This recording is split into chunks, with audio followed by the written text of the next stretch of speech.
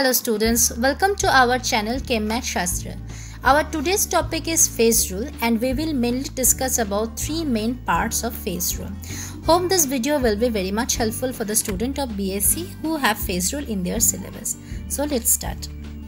So our today's lesson will mainly consisting with these three parts, that is how to find the number of phases from a given system, and then to find the number of components, and then the degrees of freedom. Okay,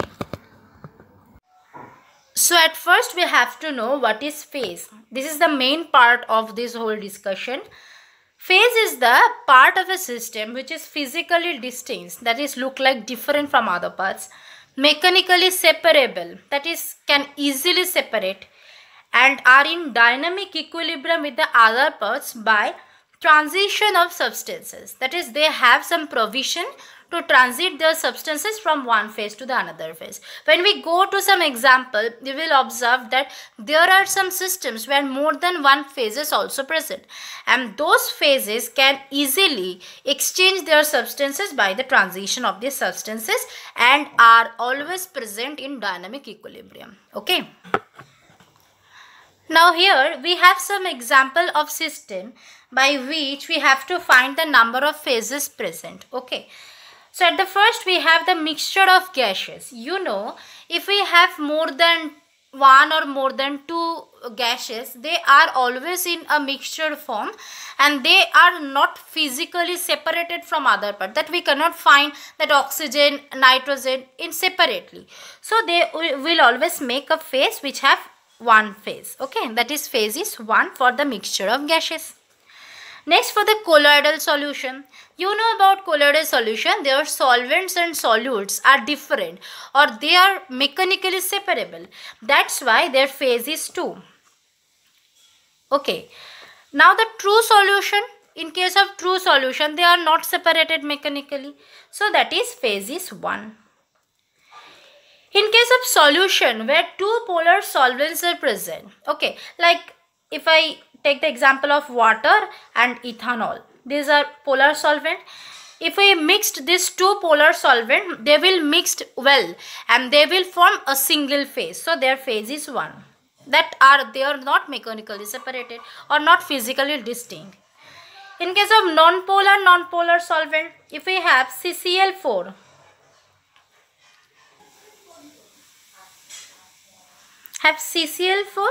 and some ether, methyl ether.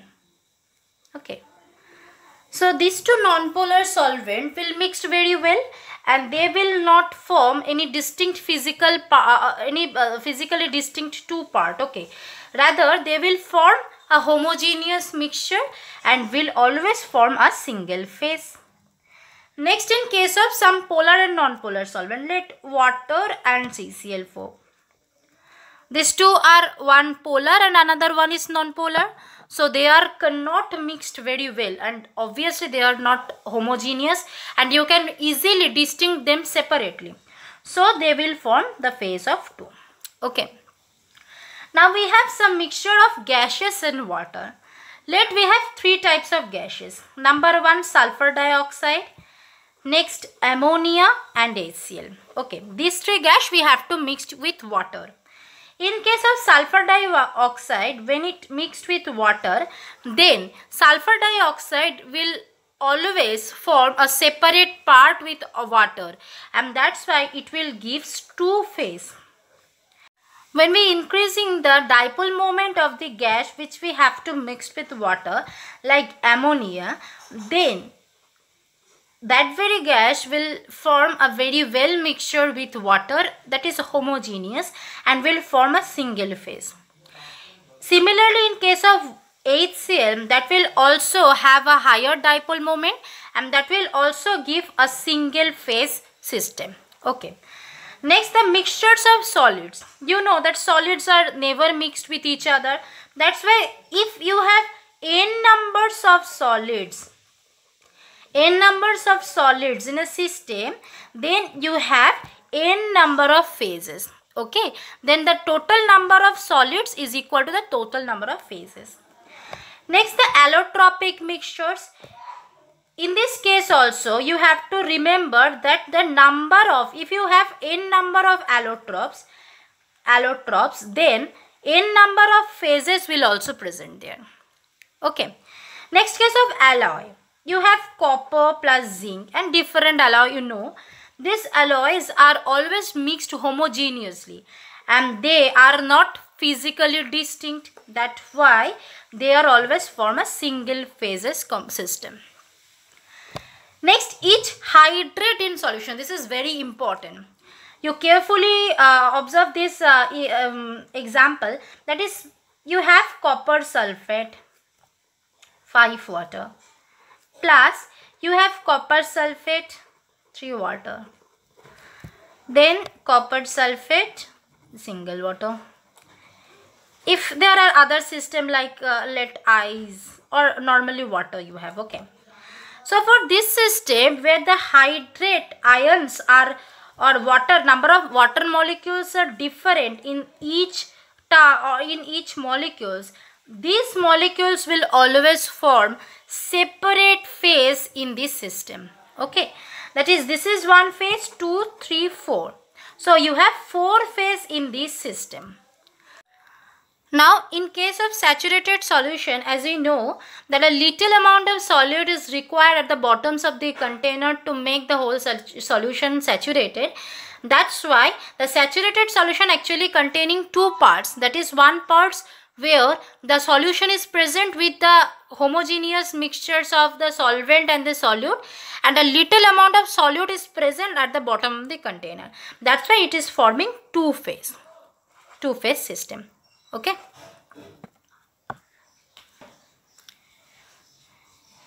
In the next part, we will learn how to find the number of component of a system. Before that, you have to know what is the number of components. Number of components means the minimum number of constituents that are enough to represent a system. That is, the minimum numbers of constituents. Minimum numbers of constituents, that is, the constituents means the molar species which are present in this system. Okay, sufficient, that is sufficient for determining the composition of the system.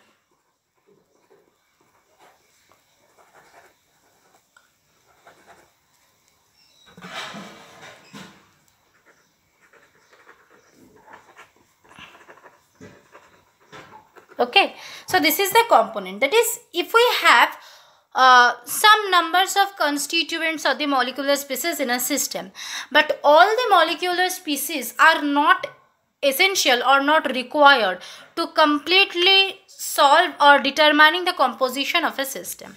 So this numbers of constituents which are minimum and required, only which are required to show the composition of the system, that is known as the component. So what is component? Very briefly, component is the minimum numbers of constituents or the molecular species which are only required to show the composition of the system. Okay, now by examples we will have the clear conception. So at first, so what is the formula of finding the number of components? Let you have S number of constituents. Constituents means molecular species. That is, you have S number of molecular species and R number of relations are there. What is about relation? You will clearly know when we go to the examples. Relation, then the number of components will be S minus R. Okay, we will elaborately discuss it by these examples. At first we have ammonium chloride, then it is breaked on ammonia and HCl gas. Okay, so how many molecular species are here?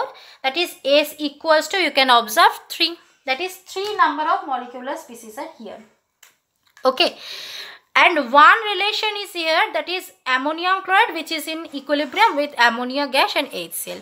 So here R is equals to 1.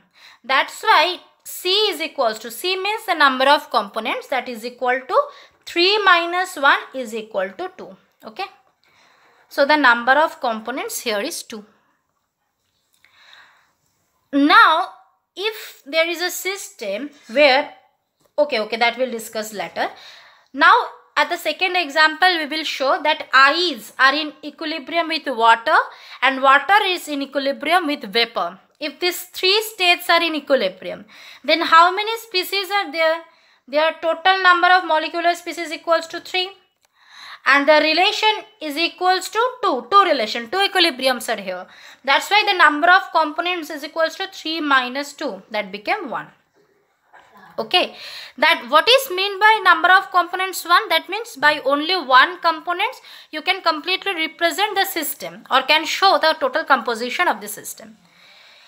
Now there is ammonium chloride when heated in closed vessel. When ammonium chloride is heated in closed vessel, it will form ammonia gas and HCl gas. What is the significance of this closed vessel?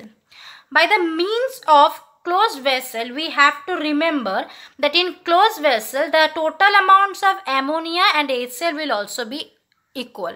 Okay, that means we also have another equation or relation, that is this, where the total amount of ammonia is equal to total amounts of HCl formed. That's why we have three components, that is A is equals to 3, components not, total number of molecular species equals to 3, and we have the relation R equals to 2, because this is one relation and this equality is another relation.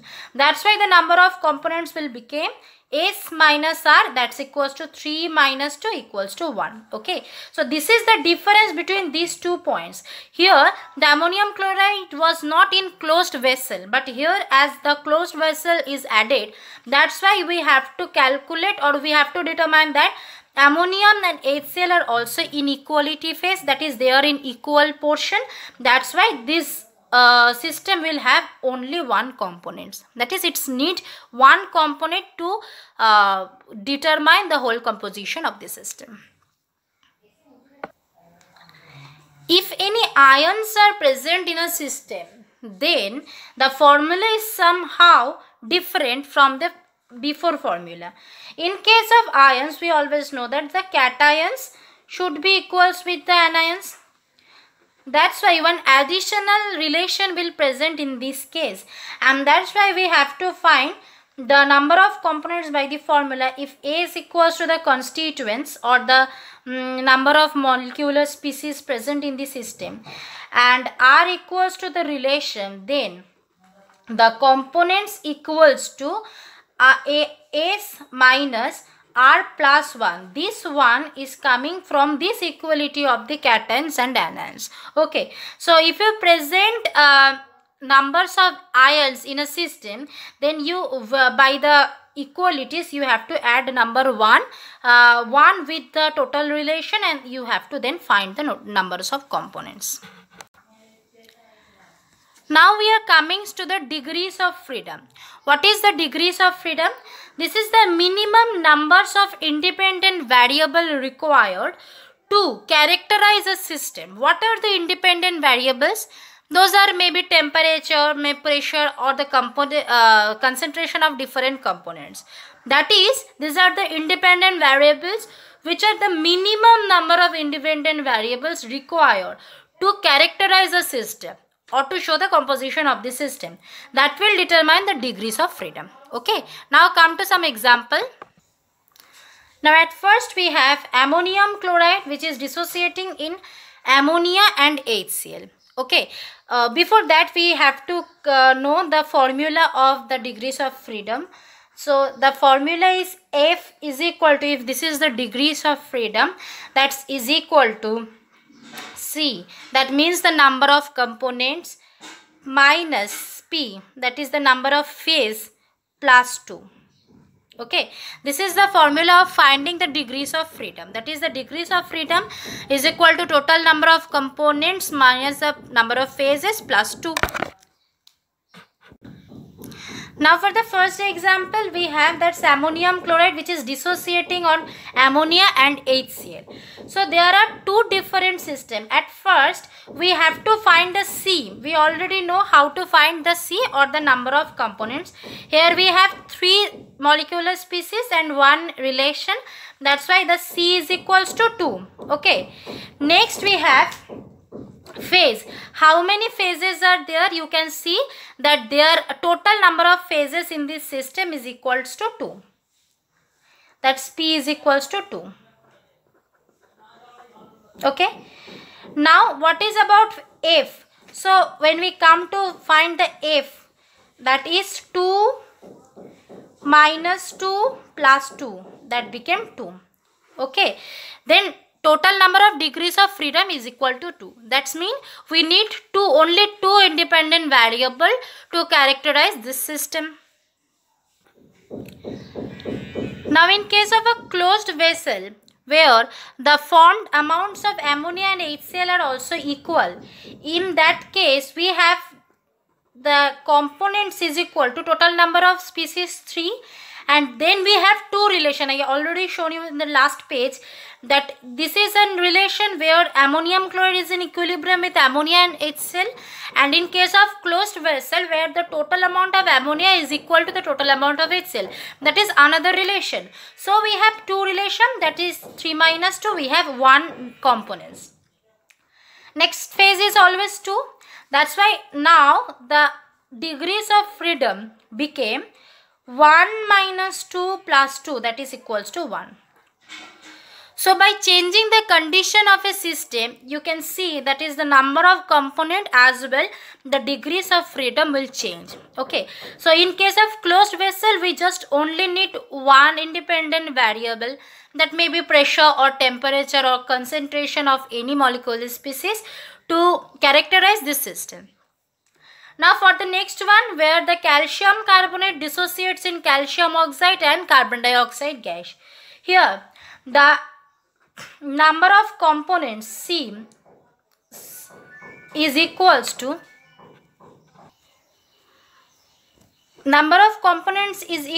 total number of molecular species present is 3 minus 1 relation, that is equals to 2. Okay, it means number of components equals to 2. Next phase is equal to how many phases are there? There are 3 phases.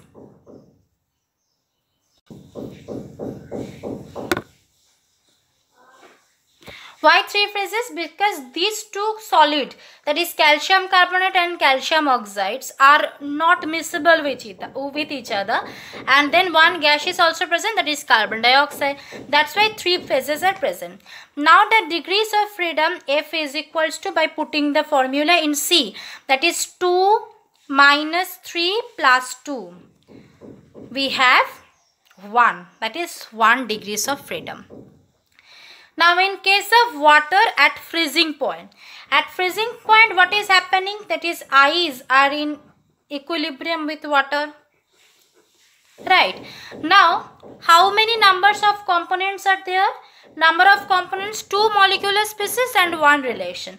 That means number of components 1, and phase equals to, we have 2 phases. Because ice is solid and water is liquid and they are not miscible at the freezing point. So P is equal to phase equals to 2 and component is equal to 1. That's why degrees of freedom is equal to 1 minus 2 plus 2. That means 1. That means only one independent variable is required to characterize this freezing point of water. Now similarly the boiling point of water, here the water is in equilibrium with vapor. This is just similar as the freezing point of water, just here the water is in equilibrium with the vapor. So I guess you can do it by your own, so do it on your homework. In case of the 5th example, where sodium sulfate with 10 water, sodium, then equilibrium in sodium sulfate solid and 10 water. So how many phases are there? You can see 1, 2, 3. They all are not miscible to each other. So the number of phase equals to 3. Now the components. How many molecular species are there? 3 molecular species are there and 1 relation. That means 3 minus 1 is equal to 2 components is present. That's why the degrees of freedom is equal to 2 minus 3 plus 2. That's became 1. It means only one variable or independent variable is required to characterize this system also. Now in case of this equilibrium with sulfur in liquid phase with the sulfur in gaseous phase. Okay, here the numbers of phases are 2 because liquid and gaseous, that's why P equals to 2. And the number of components is equal to number of molecular species, that is 2, and 1 relation among them, that is 1 components. That's became the freedom is equal, the degrees of freedom is equals to 1 minus 2 plus 2. That became 1. That means we just need one independent variable. In the next example, we have the aqueous. So in case of the aqueous solution of sulfuric acid and ACOH, that is acetic acid, we have 2 phase because the aqueous solution of sulfuric acid which are miscible to each other, that's why that forming 1 phase, and acetic acid which is not miscible with that mixture, that's why another phase. So we have 2 phase and number of components we have 3. Why? Because 3 components are present here. One is water, another one sulfuric acid, and next one is acetic acid. As acetic acid is not in equilibrium with or in miscible condition with the mixture of water and sulfuric acid, that's why there is no relation between them. That's why 3 molecular species equals to 3 components. Now the degrees of freedom became 3 minus 2 plus 2, that's equals to 3.